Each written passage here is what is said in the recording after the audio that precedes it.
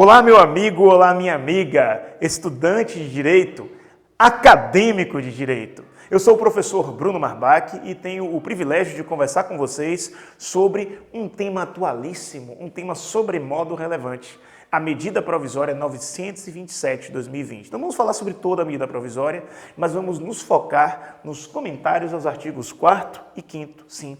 Porque o artigo 4º e 5º refere-se a um dispositivo de vital importância neste contexto, que pode ser adotado por empregadores e aceito por empregados, dentro da manifestação de vontade, para a estrutura jurídica atual. Vejam, dentro dessa perspectiva, falaremos sobre o teletrabalho.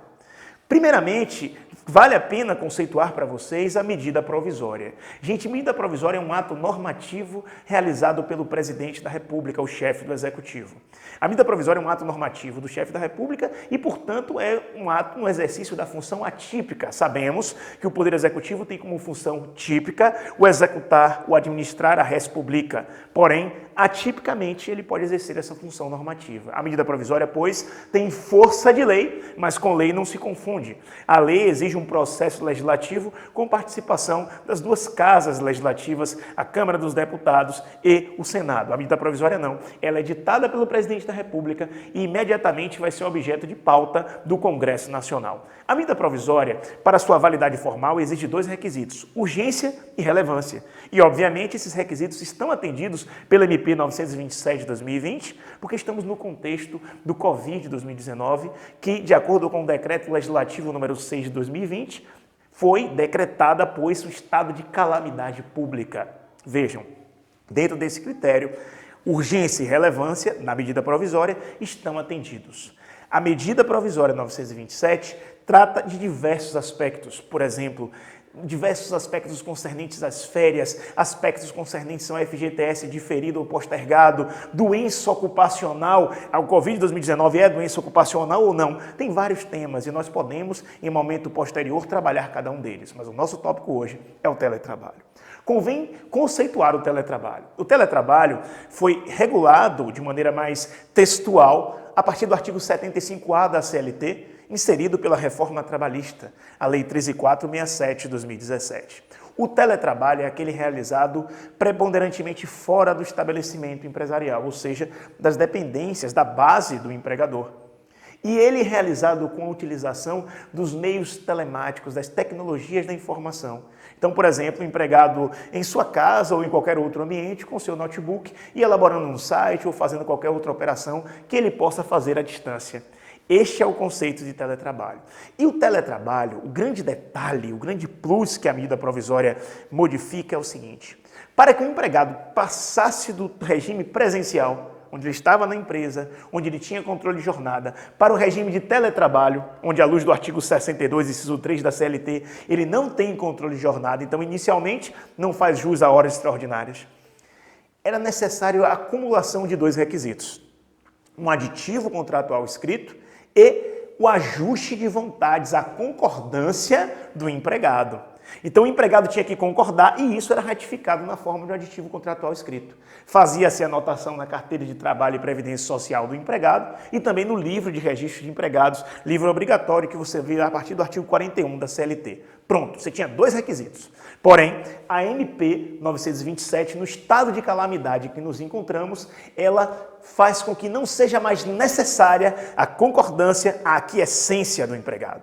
Ou seja, o empregador pode hoje, num ato unilateral, dentro deste contexto de calamidade, que é considerado, à luz da MP, uma estrutura e um estado de força maior, a aplicação do artigo 501 da CLT, o empregador pode colocar o seu empregado no regime de teletrabalho, quer ele queira, quer não queira. Como é? Eu não quero. Vai ter que ir. Por quê? Porque a medida provisória assim determina, desde que haja uma comunicação prévia no prazo de 48 horas. Vamos observar isso na lei, vamos comentar os artigos 4º e 5º. Observemos. Artigo 4º. Durante o estado de calamidade pública a que se refere o artigo 1º, o empregador poderá, a seu critério, alterar o regime de trabalho presencial para o teletrabalho, o trabalho remoto ou outro tipo de trabalho à distância, e determinar o retorno do regime de trabalho presencial, independentemente da existência de acordos individuais ou coletivos, dispensado o registro prévio de alteração no contrato individual de trabalho. Parágrafo 1º. Para fins do disposto nesta medida provisória, considera-se teletrabalho, trabalho remoto ou trabalho à distância, a prestação de serviços preponderantemente ou totalmente fora das dependências do empregador, com a utilização de tecnologias da informação e comunicação que, por sua natureza, não configurem trabalho externo, aplicável o disposto no inciso 3 do artigo 62 da Consolidação das Leis do Trabalho, aprovada pelo Decreto-Lei nº 5.452 de 1943. Ou seja, nós estamos falando que agora, independentemente do acordo entre as partes, o empregador poderá colocar o seu empregado em regime de teletrabalho. A MP repete a conceituação de teletrabalho, ou seja, aquele que é realizado ou totalmente ou preponderantemente fora das dependências do empregador, e vimos a aplicação do artigo 62, inciso 3º da CLT, ou seja, inicialmente não há de se falar de controle de jornada, portanto, em uma reclamação trabalhista de pedidos de horas extraordinárias para este agora teletrabalhador. Observemos ainda os parágrafos seguintes do artigo 4º. Esse artigo 4º é um artigo essencial para a compreensão do novo teletrabalho. Observemos o parágrafo 2º, olhe na tela. A alteração de que trata o caput será notificada ao empregado com antecedência de, no mínimo, 48 horas, por escrito ou por meio eletrônico. Em outras palavras, quando observamos esse parágrafo 2º, vemos que é necessário o quê? Tão somente a comunicação do empregador. O empregado ele tem que saber que ele deixou o regime presencial para o regime de teletrabalho, como mediante uma comunicação prévia de 48 horas, por escrito ou por meios eletrônicos, por e-mail, como nós estamos vendo aqui, o meio eletrônico, pelo WhatsApp corporativo, por direct no Instagram empresarial, enfim, qualquer meio eletrônico hábil a comunicar essa manifestação de vontade do empregador, cabível no contexto de calamidade do Covid-2019. O parágrafo 3º também nos traz algumas disposições importantes. Observemos. As disposições relativas à responsabilidade pela aquisição, pela manutenção ou pelo fornecimento dos equipamentos tecnológicos e da infraestrutura necessária e adequada à prestação do teletrabalho, trabalho remoto ou trabalho à distância e ao reembolso de despesas arcadas pelo empregado, serão previstas em contrato escrito, firmado previamente ou no prazo de 30 dias, contado da data da mudança do regime de teletrabalho. Em outras palavras, o que é que nós podemos entender dessa disposição? Muito bem, quem vai oferecer o equipamento telemático? Quem vai oferecer o computador, o notebook? Se existir alguma avaria neste equipamento, quem vai arcar com esta avaria? Todas estas e outras circunstâncias similares, elas, à luz do parágrafo 3º, serão objeto, mais uma vez, da manifestação de vontade entre as partes, daquilo que estiver disposto em um contrato escrito. Esse contrato, preferencialmente, deve estar fixando essas condições previamente, mas a medida provisória, entendendo a urgência, o contexto de calamidade, ela permite, queridos alunos, querido acadêmico, que esta circunstância pode ser firmada em até 30 dias. Essa é a disposição e a interpretação simples do parágrafo 3º. O parágrafo subsequente também nos traz ideia interessante. O parágrafo 4º. Acompanhe comigo aí na tela. Parágrafo 4º. Na hipótese de o empregado não possuir os equipamentos tecnológicos e a infraestrutura necessária e adequada à prestação do teletrabalho, do trabalho remoto ou do trabalho à distância, inciso 1.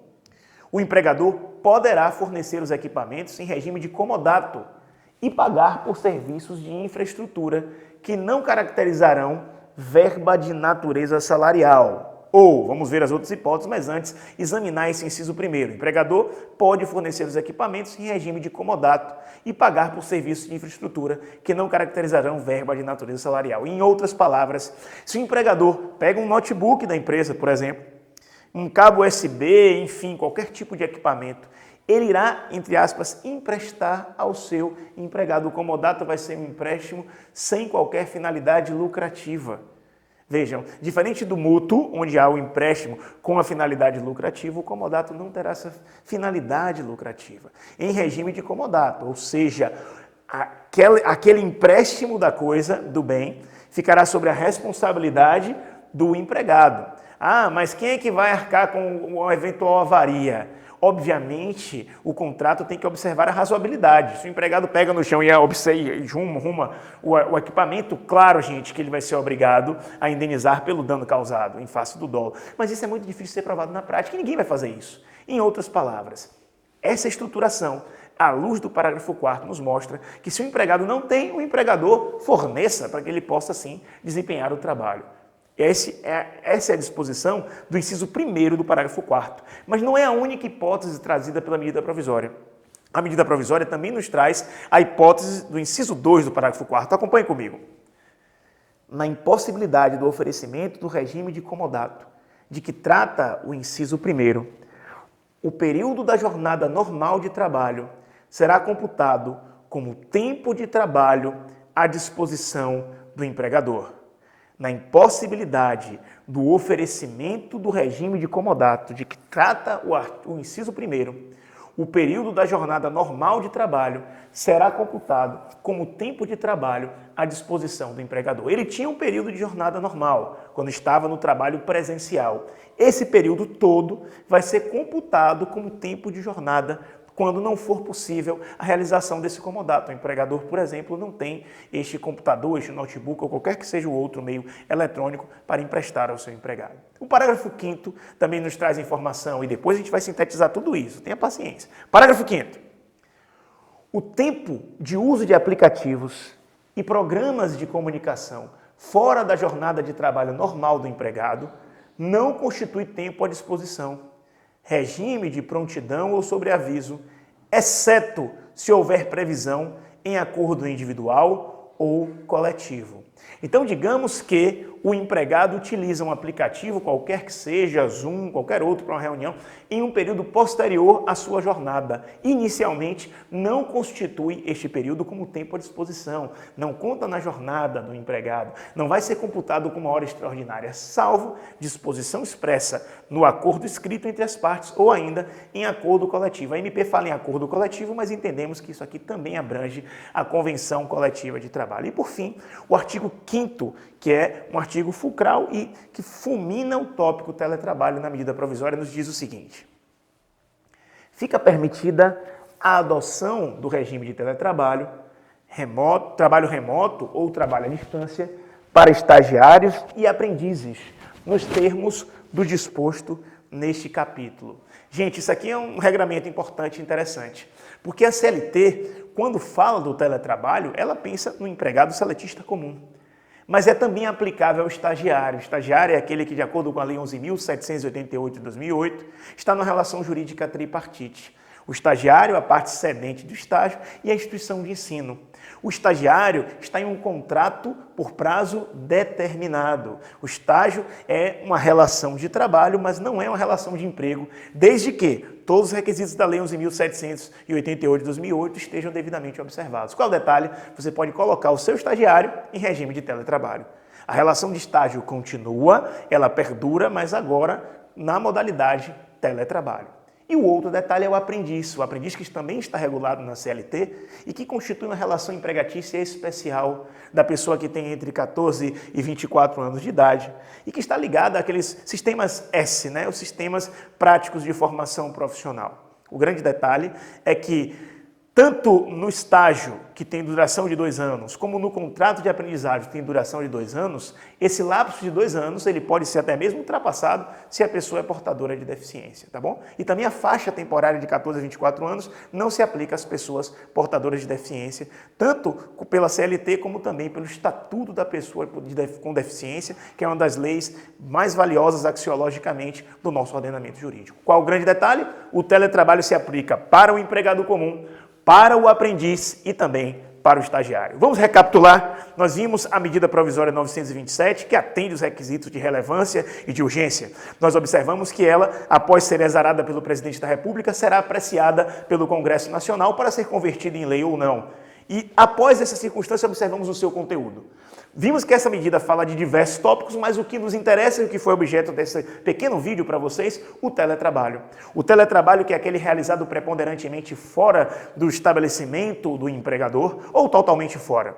O teletrabalho que é originado inicialmente da Lei 13.467 de 2017, a reforma trabalhista, que o regulou no artigo 75A e seguintes da CLT. E lá exigia a concordância do empregado para se passar do presencial para o teletrabalho e, além dessa concordância, um aditivo contratual escrito. Hoje, com a medida provisória, não precisamos mais disso. Qual a diferença? Você, empregador, pode comunicar ao seu empregado por meio eletrônico ou por escrito, com antecedência mínima de 48 horas, e ele irá para o regime de teletrabalho. Observamos que no que tange aos usos de equipamentos telemáticos, eles vão ser objeto de contrato escrito entre as partes. E se porventura o empregador não quiser direcionar um equipamento, ele o fará em regime de comodato. E que o tempo que ele estaria no regime presencial seria o tempo que ele estaria trabalhando. E que qualquer trabalho forâneo a esse tempo não constitui tempo à disposição do empregador, salvo disposição expressa em contrato individual escrito ou, a medida provisória diz, em acordo coletivo, que entendemos engloba tanto o acordo coletivo como também, de igual sorte, a convenção coletiva de trabalho. Por fim, o artigo 5º nos ensina que o teletrabalho é aplicável também ao estagiário, da Lei 11.788 de 2008, e também ao aprendiz, aquela pessoa que trabalha entre 14 e 24 anos ligada ao Sistema S em um regime de aprendizado. Gente, essa, resumidamente, é a nossa dica, a nossa pequena aula de teletrabalho à luz da medida provisória, conteúdo atual, que você pode aprender e aplicar na sua empresa e na sua vida prática. Foi um prazer estar com vocês, um prazer estar sempre com você, meu amigo, minha amiga, acadêmico de Direito.